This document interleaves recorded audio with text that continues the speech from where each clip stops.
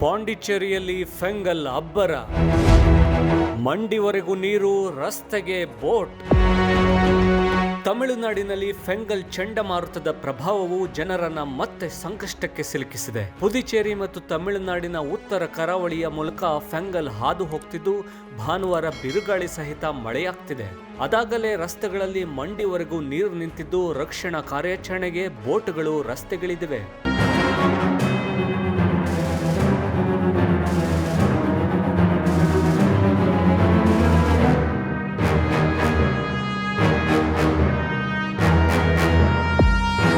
ತಮಿಳುನಾಡಿನಲ್ಲಿ ಆಗ್ತಿರುವ ವಾಯುಭಾರ ಕುಸಿತವು ಕರ್ನಾಟಕದ ಹಲವು ಜಿಲ್ಲೆಗಳ ಮೇಲೂ ಪ್ರಭಾವ ಬೀರಿದೆ. ರಾಜಧಾನಿ ಬೆಂಗಳೂರಿನಲ್ಲಿ ಶನಿವಾರ ಸಂಜೆಯಿಂದಲೇ ಮಳೆಯ ಸಿಂಚನ ಶುರುವಾಗಿದೆ. ಭಾನುವಾರ ಮೋಡಗಟ್ಟಿದ ವಾತಾವರಣದ ಜೊತೆಗೆ ಚುಮ್ಮು ಚುಮ್ಮು ಚಳಿಯು ಮೈ ನಡುಗಿಸುತ್ತಿದೆ. ಬೆಂಗಳೂರಿನಲ್ಲಿ ತಾಪಮಾನವು ಗರಿಷ್ಠ ಮಟ್ಟದಿಂದ 5 ರಿಂದ 6 ಡಿಗ್ರಿ ಸೆಲ್ಸಿಯಸ್ನಷ್ಟು ಕುಸಿತ ಕಂಡಿದೆ. ಚಂಡಮಾರುತದ ಪರಿಣಾಮ ಇನ್ನು 2-3 ದಿನ ನಗರದಲ್ಲಿ ಚಳಿ ಜೊತೆಗೆ ಮಳೆ ಸುರಿಯಲಿದೆ.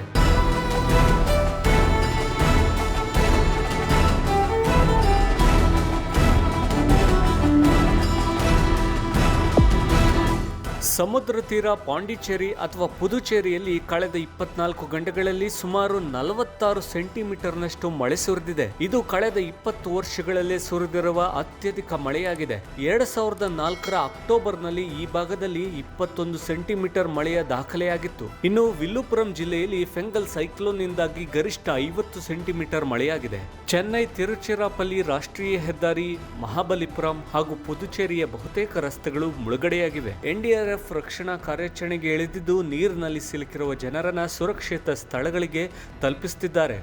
இது எப்பனா 53 வருஷத்துக்கு முன்னாடி இருந்து பழைய வீடு புது வீடுன்னு கணக்கு பாத்தீங்கன்னாக்கா புது வீடு கம்மியா தான் இருக்கும், பழைய வீடு தான் இங்க அதிகமா இருக்கும். இப்ப பாதிக்கப்பட்டது எல்லாமே பழைய வீட்டுக்காரங்க தான். அவங்க அப்பா, அவங்க பாட்டன், முப்பாட்டன் வாங்கி வச்சுட்டு போன சொத்துல இருக்கும் போது இப்ப எல்லாருமே கீழ் போர்ஷன்ல இடுப்பளவு தண்ணி இல்ல, கழுத்தளவு தண்ணி இல்ல, எல்லாரும் அவஸ்தைப்படுறாங்க. இதுக்கு ஒரே தீர்வு வந்து பாத்தீங்கன்னாக்கா இந்த தண்ணி இப்ப வெளியேறாததுக்கு ஒரே காரணம் கடலினுடைய சீற்றத்தினால இந்த தண்ணி வெளியில போறதுக்கு வாய்ப்பே இல்லாம இருக்கு. அதனாலதான் இந்த தண்ணி இன்னும் வடியாம இருக்கு. ಭಾರತೀಯ ಹವಾಮಾನ ಇಲಾಖೆಯ ಪ್ರಕಾರ ಚಂಡಮಾರುತದ ಪರಿಣಾಮದಿಂದ ಪುದುಚೇರಿಯ ಬಳಿ ಗಂಟೆಗೆ ಸುಮಾರು 90 ಕಿಲೋಮೀಟರ್ ವೇಗದಲ್ಲಿ ಗಾಳಿಯು ಬೀಸುತ್ತಿದೆ. ಚಂಡಮಾರುತ ಹಾದು ಹೋಗ್ತಿರೋ ಭಾಗಗಳಲ್ಲಿ ಕಟ್ಟೆಚ್ಚರ ವಹಿಸಲಾಗಿದ್ದು ಸರ್ಕಾರದ ಸಾವಿರಾರು ಜನರನ್ನ ಕಾರ್ಯಾಚರಣೆಗಳಲ್ಲಿ ತೊಡಗಿಸಿಕೊಳ್ಳಲಾಗಿದೆ. ಬೆಂಗಳೂರಿನಲ್ಲಿ 3 ದಿನ ಮಳೆ ಜೊತೆಗೆ ಗಡಗಡ ಚಳಿ. ಶ್ರೀಲಂಕಾದಲ್ಲಿ ಹುಟ್ಟಿರುವ ಫೆಂಗಲ್ ಚಂಡಮಾರುತ ಭಾರತಕ್ಕೆ ತಲುಪಿದೆ.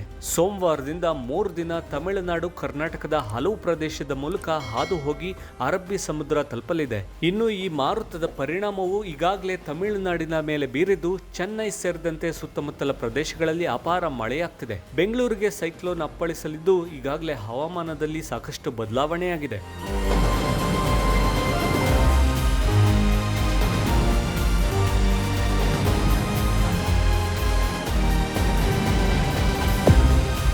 ಹವಾಮಾನ ಇಲಾಖೆಯು ಡಿಸೆಂಬರ್ 2 ಮತ್ತು 4ರಂದು ಬೆಂಗಳೂರಿಗೆ ಯೆಲ್ಲೋ ಅಲರ್ಟ್ ಘೋಷಿಸಿದೆ.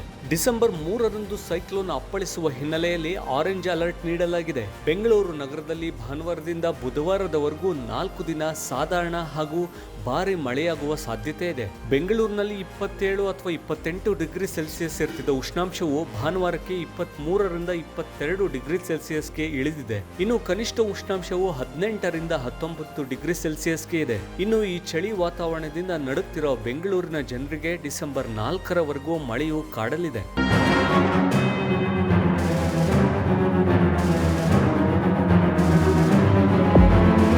ರಾಜಧಾನಿ ಬೆಂಗಳೂರಿನಲ್ಲಿ ಕನಿಷ್ಠ ಉಷ್ಣಾಂಶ 12 ಡಿಗ್ರಿ ಸೆಲ್ಸಿಯಸ್ ತನಕ ಕುಸಿಯಬಹುದು ಅಂತ ಹವಾಮಾನ ತಜ್ಞರು ಅಂದಾಜಿಸಿದ್ದಾರೆ. ಪೆಸಿಫಿಕ್ ಮಹಾಸಾಗರದಲ್ಲಿ ಮೇಲ್ಮೈ ಉಷ್ಣಾಂಶ ಸಾಮಾನ್ಯ ಮಟ್ಟಕ್ಕಿಂತ ಕಡಿಮೆಯಾಗಲಿದೆ. ಈ ಪ್ರಕ್ರಿಯೆಯನ್ನೇ ಎಲ್ ನಿನೋ ಎನ್ನಲಾಗ್ತಿದೆ. ಇದರ ಪರಿಣಾಮದಿಂದ ಈ ಬಾರಿ ಚಳಿಯ ಪ್ರಮಾಣವು ತೀವ್ರಗೊಳ್ಳಲಿದೆ.